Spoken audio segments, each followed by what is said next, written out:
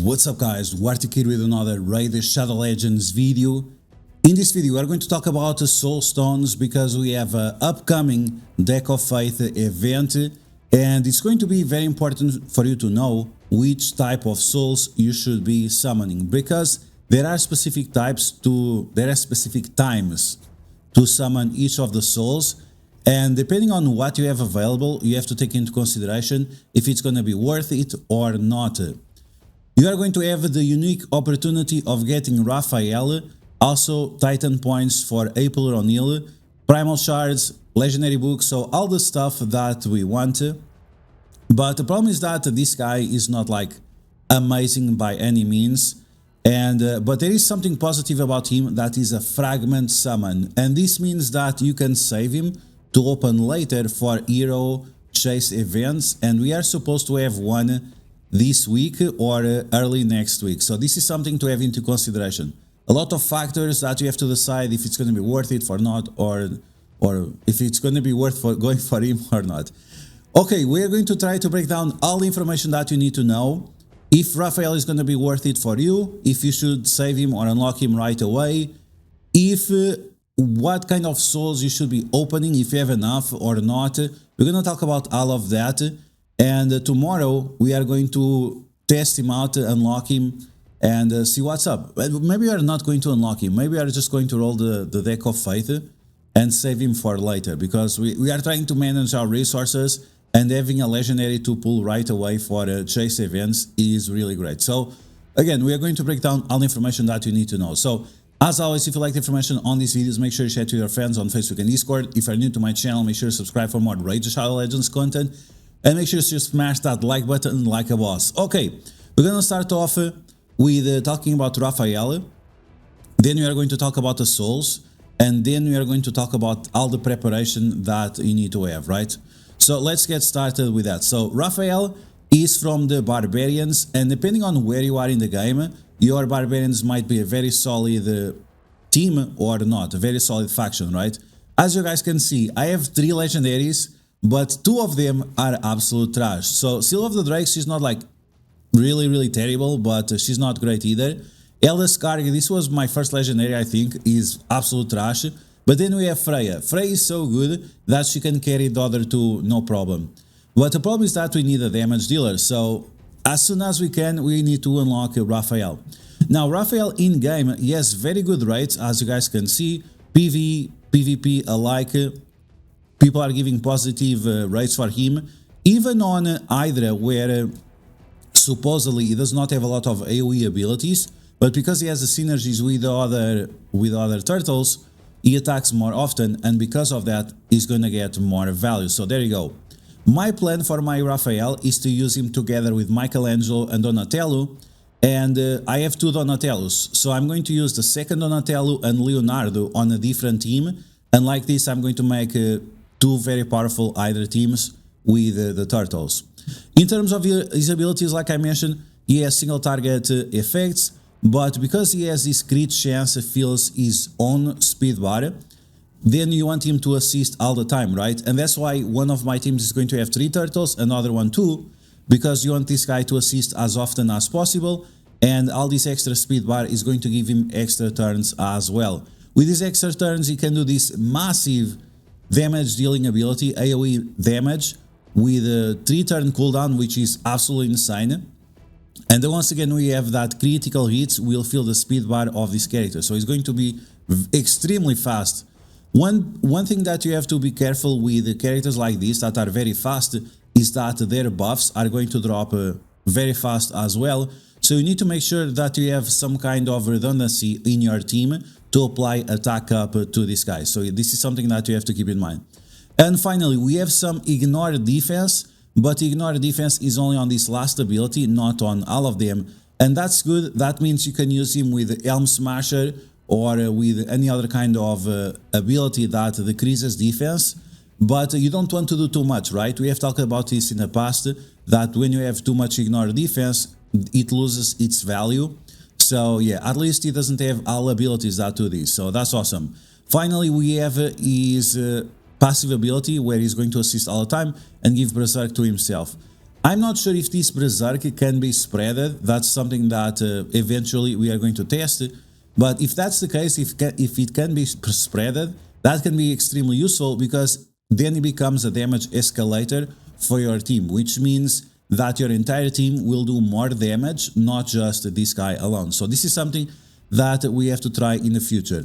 Because this guy applies Berserk, that means your enemies will take 50% more damage, but also 50% more damage will be dealt from that guy to you. So you need to make sure that your team also has some big defense, right? You want to make sure that you have increased defense, that you have ally protect, that you have barrier, and all those things that keep your team alive. So overall, I think this guy has a lot of potential. He gets a lot of negative press from different test server videos that we have seen. I think it's not that bad. And again, especially if you are using him on the right setup and taking advantage of all the situations that he brings. Okay, with this in mind, like I said, he's going to be a fragment summon, so he's going to be part of this setup right here, and you can save these fragments to open later. Because he's an exclusive character, I'm not sure if you can keep him around for a while. I hope that's going to be the case, because you definitely want to save this type of fragment summons to use for hero chase events, where any legendary you pull is going to be 500 points, right? So that's something you definitely want to save, and that's why I'm saving this guy here, Drexstar and Yanaka. All of these characters we are farming, I'm going to save them to open on specific situations. This is how I got my Shredder. My Shredder on that tournament, it required a lot of points, like 12,000 points, and I had like 2 Void legendaries here, Mitrala and someone else, and I opened all of them at the same time for those extra points. Okay, so with that in mind, let's talk about the Altar of Souls and what we should do about it, right? Because this is going to be extremely important. We have 3 types of rocks, and these rocks will give a different amount of points. The first one we have is the Mortal Soulstone, and these ones usually only give 90 points. 90 points. So you need hundreds and hundreds of them to get any meaningful amount of points for the Deck of Faith. Then we have the Immortal Soulstones. These usually give you 900 points, so it's 10x of the Mortal Soulstones. And usually they have the best value, right? Because you are going to get 1000 points, or around that, 900 in this case, for each soul that you open. So if you have 40 souls, you can pretty much unlock this, because the remaining you can farm with energy. And finally we have the Eternal Soulstones. These are the big boys, Soulstones, and these ones give you between 4000 points and 4500 points. So it's around that. So if you are going to open these, you need to make sure that you have around 10 to guarantee that you open the Deck of Faith. There are different events that give you different boosts, and because of that, I would recommend you to don't open your Mortal Soulstones unless you don't have anything else, right? If you don't have anything else, okay, you have to open your Mortal Soulstones. But if you do, then you should prioritize your Immortal Soulstones and your Eternal Soulstones. You only want to open the Mortal Soulstones when you have a double chance of getting the Legendary and Mythicals with Mortal Soulstones, and also at the same time 6-star and 5-star boost. That's going to be extremely important, because every time you convert one of these Mortal Soulstones in one summon like this, for example, one of these 5-star Dracos or a 4-star or anything like that, that's what you want to do, right? Because after you can convert those into the Eternal Soulstones. And that's the big problem that sometimes people don't realize, is that you are wasting huge opportunity of value conversion, right? Once again, Mortal Soulstones, you should be trying to open them when you have higher chances of pulling 5 stars and 6 stars souls. And there are specific events for that.